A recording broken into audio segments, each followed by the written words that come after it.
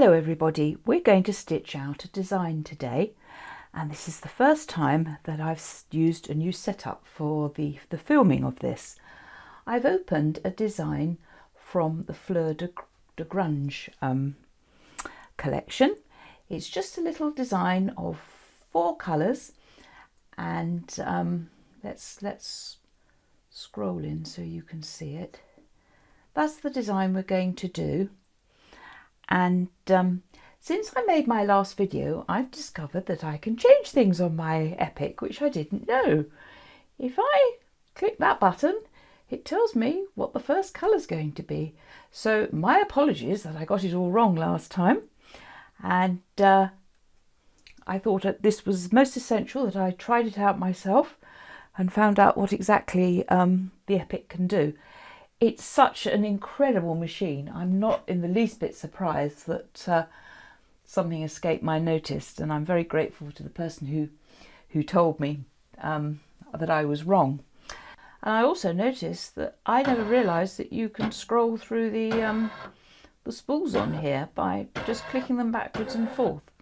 So although I've done all these, I've started these tutorials teaching you things, it's probably time that I took a few tutorials on the Epic myself, but I just can't remember where we do colour editing. But that will save for another day. Let's stitch this out, but I'm not going to use the colours that are on the screen. You say, oh, what a surprise. I'm going to use this silk thread. Now, silk thread is obviously expensive. It tends to have these tiny little notches here, so I often lay the spools down so the thread doesn't get caught.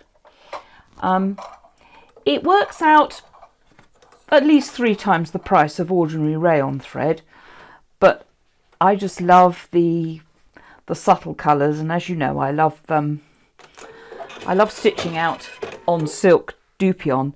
So to me, there's nothing better than actually stitching out on silk dupion with silk thread. So let's do the first bit, and as we see, when we highlight that, we can see it's doing a few background stitches and a few scrolls. So off we go.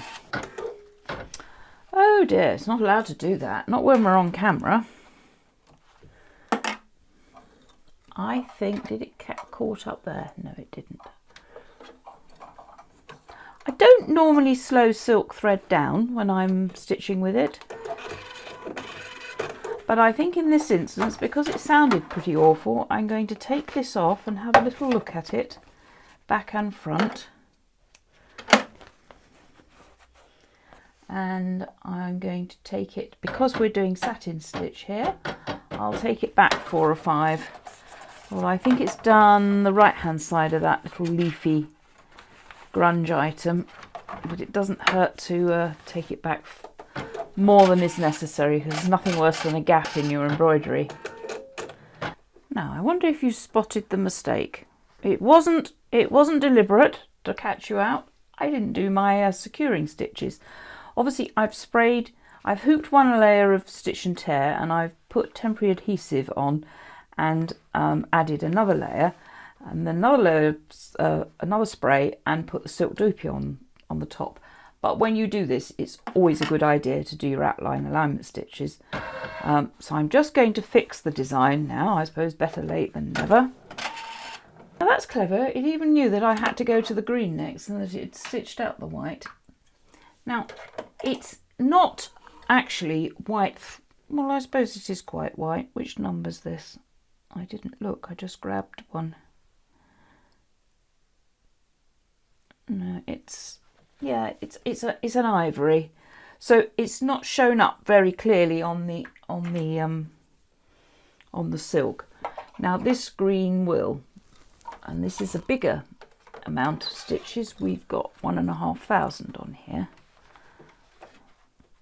Now, obviously, when you're using the silk, you want to be as careful with it as possible and not pull too much through and waste it, because it's precious. The lovely thing about this was the first grunge type collection that I did. and after Fleur de Grunge came More Grunge and Morning Grunge, and they're all designs which will stitch out quite quickly because they tend to be thin scrolls and swirls, and then you get lines of running stitches and lines of motif stitches. So they're quite good for quick embroidery. They're not dense. There are only two. I've only found two companies that make silk thread for embroidery.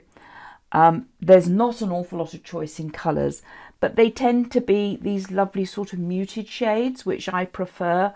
You can get brighter colours, but that's not my preference, as you know.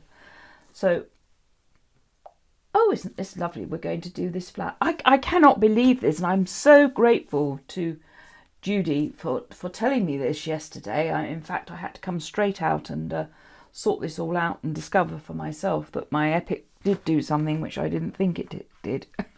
So my next, the next thing I need to find out is how to change the colours on the screen here. I confess that, that's it. If you are going to get some silk, you can get it from Superior Threads, and I ordered about 2 or 3 just to test it out, and then when I saw what they actually did and their capability and the beautiful, I mean, it just even feels good in the hands. It really does. Let's take that on top there to make a hole in the middle of the spool, and I got a shade card.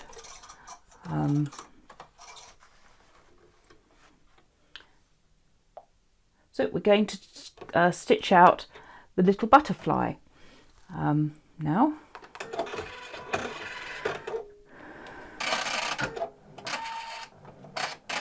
Now you can see I'm pulling the thread back through the tension discs and everything.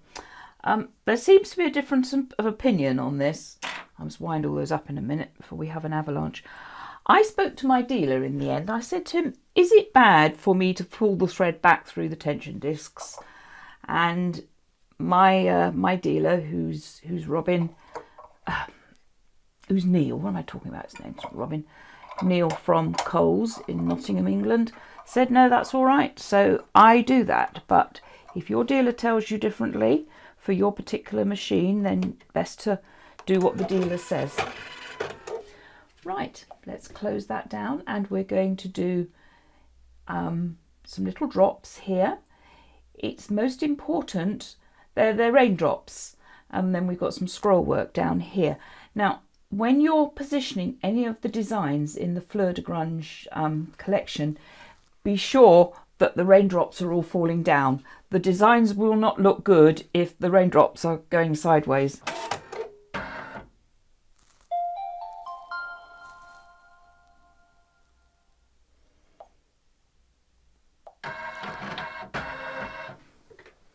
Right, I've taken that to the trim position and made sure that it's still on the camera.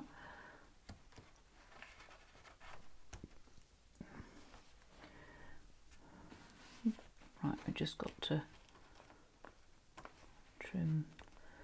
As you can see, these are muddy raindrops. I believe when it was a long time ago that I did these. This is like a water lily here. This scroll work down here, like an open lily. So that is a Fleur de Grunge design, stitched out on silk dupion with silk threads. Now, I think that these designs are perfect for embellishing with crystals and pearls. Sometimes it's nice to put them on the curves or on the ends of the running stitches and motif stitches.